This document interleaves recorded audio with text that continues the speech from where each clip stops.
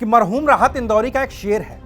वो लिखते हैं कि सियासत में जरूरी है रवादारी, समझता है वो रोजा तो नहीं रखता, इफ्तारी समझता है। और शायद यही वजह है कि रोजा न रखने वाले सियासतदानों की एक लंबी फहरिस्त है, जिनकी इफ्तार पार्टियां अखबारों की सुर्खियां बनती हैं और टीवी की ब्रेकिंग न्यूज। अब बिहार में ही देखिए, नेता प्रतिपक्ष और बिहार के पूर्व उप मुख्यमंत्री तेजस्वी यादव ने अपने घर पर इफ्तार पार्टी आयोजित की। जाहिर है कि राजद के तमाम नेता मौजूद थे, टोपी लगाए हुए, इफ्तार करते हुए। मरहूम रामविलास पासवान के बेटे और जमुई से सांसद चिराग पासवान भी मौजूद थे। लेकिन सियासी नजरिए से इस इफ्तार की हेडलाइंस बनी मुख्यमंत्री नीतीश कुमार की मौजूदगी, जिसके तमाम मायने निकाले गए। कहने वाले तो यहां तक कह गए कि अब बिहार में कुछ बड़ा होने वाला है। और उस इफ्तार में मौजूद नीतीश कुमार को भी पता था कि उनकी आरजेडी के इफ्तार में मौजूदगी के क्या मायने निकाले जाएंगे। इसके बावजूद वो पहुंचे। तो जाहिर है कि इफ्तार पार्टियों की अपनी एक राजनीति है, जिसे राष्ट्रीय राजनीति के नजरिए से सिलसिलेवार ढंग से समझने की जरूरत है। नमस्कार, मैं हूं अविनाश और आप देख रहे हैं अनकट। राष्ट्रीय राजनीति में इफ्तार की दावतों को पॉलिटिकल इवेंट बनाने का श्रेय अगर किसी एक नेता को दिया जाना होगा तो वो तमगा देश के पहले प्रधानमंत्री जवाहरलाल नेहरू के नाम होगा। वो पहले ऐसे प्रधानमंत्री थे जिन्होंने माह रमजान में प्रधानमंत्री आवास 7 रेस कोर्स रोड में इफ्तार दावतों की शुरुआत की थी। इसमें पंडित नेहरू के तमाम मुस्लिम मित्र और राजनेता शरीक होते थे। इसे थोड़ा और बड़ा पॉलिटिकल इवेंट बनाने के नजरिए से पंडित नेहरू ने इन इफ्तार पार्टियों को प्रधानमंत्री आवास से कांग्रेस के दफ्तर में शिफ्ट करवा दिया, ताकि इसकी चर्चा और ज्यादा होने लगे। और ऐसा ही हुआ भी।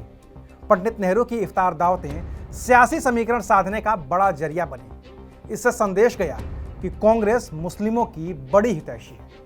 लेकिन बहुत थोड़े समय के लिए ही प्रधानमंत्री बने लाल बहादुर शास्त्री ने इन इफ्तार की दावतों पर रोक लगा दी थी। अब उनकी रोक को देखने वाले दोनों ही नजरिए से देखते हैं कि शास्त्री जी ने मुस्लिम तुष्टीकरण के खात्मे के लिए ऐसी पार्टियों पर रोक लगाई थी। वहीं दूसरा पक्ष ये भी कहता है कि शास्त्री जी बेहद मितव्ययी थे, लिहाजा उन्होंने सरकारी खर्च पर होने वाली ऐसी इफ्तार पार्टियों पर रोक लगा दी थी ताकि पैसे का अपव्यय रोका जा सके।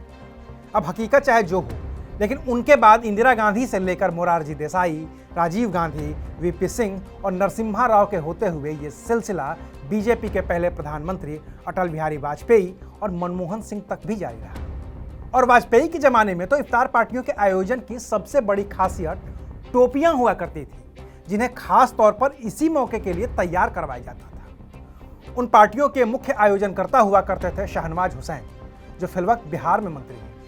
मुरली मनोहर जोशी ने तो बतौर बीजेपी अध्यक्ष इफ्तार पार्टी का आयोजन किया था।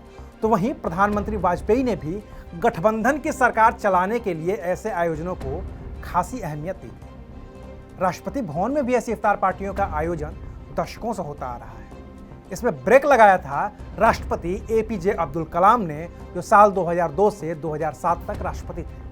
उन्होंने ऐसे आयोजनों पर होने वाले खर्च के बजाय इस पैसे को गरीबों और जरूरतमंदों में बांटने की सलाहियत दी थी। हालांकि उनके बाद राष्ट्रपति बनी प्रतिभा देवी सिंह पाटिल और फिर प्रणब मुखर्जी ने इन आयोजनों को दोबारा शुरू कर दिया था। प्रधानमंत्री मनमोहन सिंह भी अपने निवास पर इफ्तार पार्टियां करते थे और राष्ट्रपति भवन में होने वाले इफ्तार में भी शिरकत करते थे।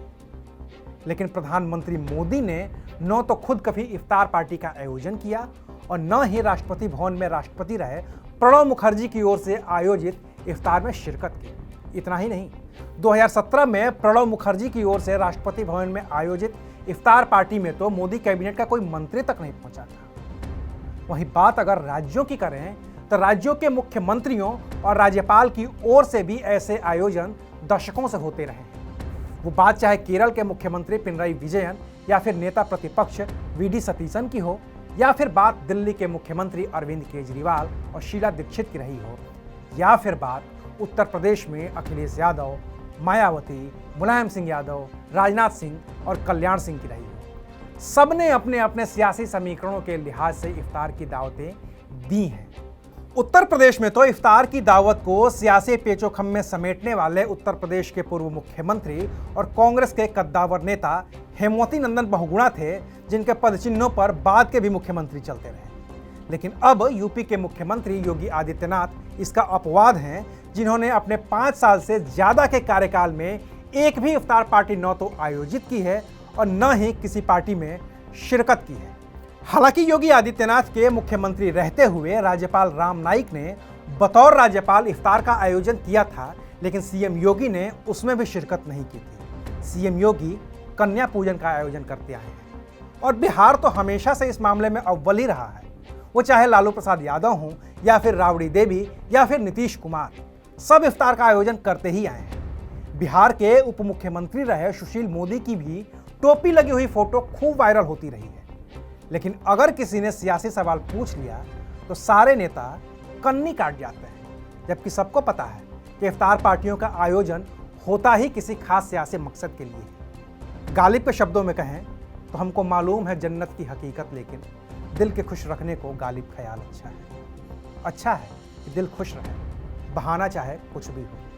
लेकिन इफ्तार के बहाने होने वाली सियासत को प्रधानमंत्री मोदी और मुख्यमंत्री योगी ने तो सिरे से ही खारिज कर रखा है। तो आज के लिए बस इतना ही, फिर मिलेंगे नई खबर के साथ। देखते रहिए अनकट।